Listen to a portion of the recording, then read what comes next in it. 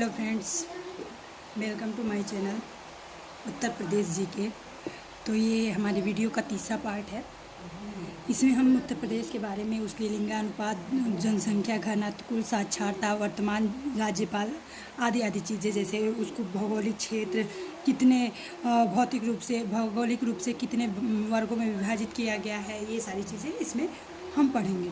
तो देखिए, उत्तर प्रदेश का जो लिंगानुपात है, यानी 1000 पुरुषों के पीछे लगभग 912 महिला, यानी जो लिंगानुपात है, हम क्या कह सकते हैं, लिंगानुपात 912 है। उत्तर प्रदेश का लिंगानुपात 912 है। जनसंख्या घनत्व 829 है, यानी 1 स्क्वायर किलोमीटर में कितने लोग रहते हैं, उसको हम जनसंख्या घनत्व कहते हैं।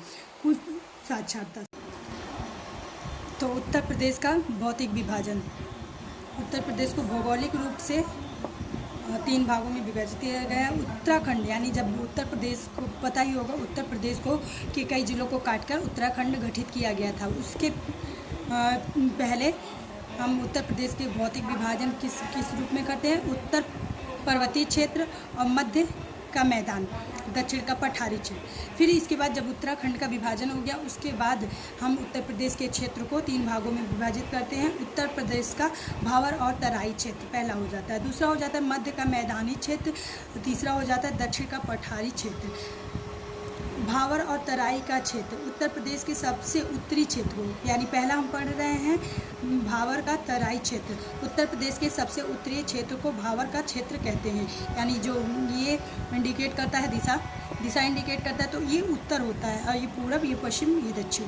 तो यहाँ जो उत्तरी भाग होता है उसी को हम भावर का क्षेत्र कहते हैं, यानी उत्तर प्रदेश का सबसे उत्तरी क्षेत्र को भावर का क्षेत्र कहते हैं। इसकी और विशेषता, इस क्षेत्र की दूसरी विशेषता क्या है? इस क्षेत्र की मिट्टी उबड़ खाबड़ होती है।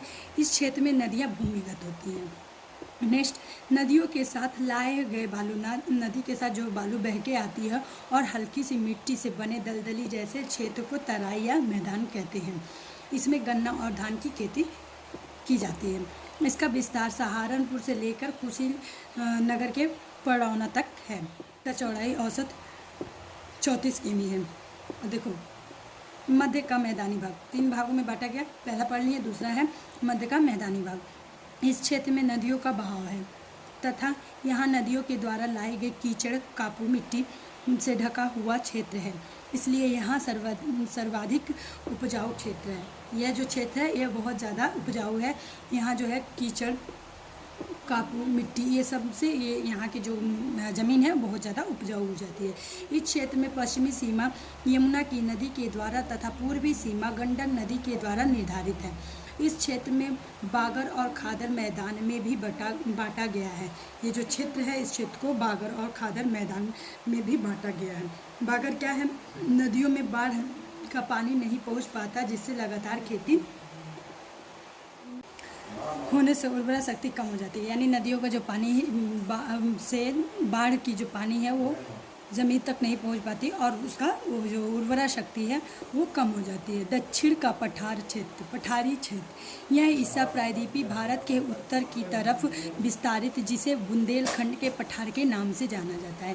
यानी यह भारत के उत्तर की तरफ फैला हुआ है, जिसको बुंदेलखंड के पठार के नाम से जाना जाता है। इस पठार की औसत ऊंचाई 300 मीटर है, लेकिन इसकी कुछ पहाड़ियाँ 600 मीटर तक की ऊँची हैं। मतलब इसका जो औसतन ऊंचाई है, एवरेज है, वो 300 मीटर है, लेकिन इसकी कुछ जो पहाड़ियाँ वो 600 मीटर ऊंची हैं, जैसे मिर्ज़ापुर की पहाड़ी या फिर सोनभद्र, सोनाकार और कैमूर की पहाड़ियाँ। ये सब पहाड़ियाँ लगभग 600 मीटर की ऊंचाई तक है। यह पठार ग्रेनाइट और नीस चट्टानों से निर्मित है। यहाँ लाल मिट्टी पाई जाती है। यहाँ की मिट्टी कैसी पाई जाती है? लाल मिट्टी पाई जाती है। यहाँ वर्षा बहुत कम होती है, इसलिए जलाशयों का निर्माण कर सिंचाई तथा पीने योग्य जल की व्यवस्था की जाती है। जलाशय मतलब ऐसा स्थान जहाँ पे हम पानी को क्या करते हैं? स्टोर करते हैं। तो स्टोर करने के लिए जो जगह बनाते हैं उसको हम जलाशय कहते हैं। यहाँ वर्षा बहुत कम होती है, इस वजह से जलाशय का निर्माण किया जाता है, ताकि जो बारिश हो तो उसकी पानी को हम सुरक्षित रख सकें, स्टोर कर सकें। इसकी फसलें चना, अरहर, सरसों, ज्वार, गेहूँ इत्यादि है। ये रहा आपका जीके का क्लास 3 या ये कह लीजिए वीडियो 3। तो इसमें अगर आपको थोड़ा बहुत भी अच्छा लगता है मेरी वीडियो को तो सपोर्ट करें, मेरे चैनल को लाइक करें, सब्सक्राइब करें और इस वीडियो को लाइक करें, शेयर करें, ज़्यादा से ज़्यादा लोगों तक शेयर करें, ताकि मैं और अच्छे से खुद को इम्प्रूव करके और अच्छे से आप लोगों के लिए वीडियो बना सकूँ। Thank you. राधे राधे।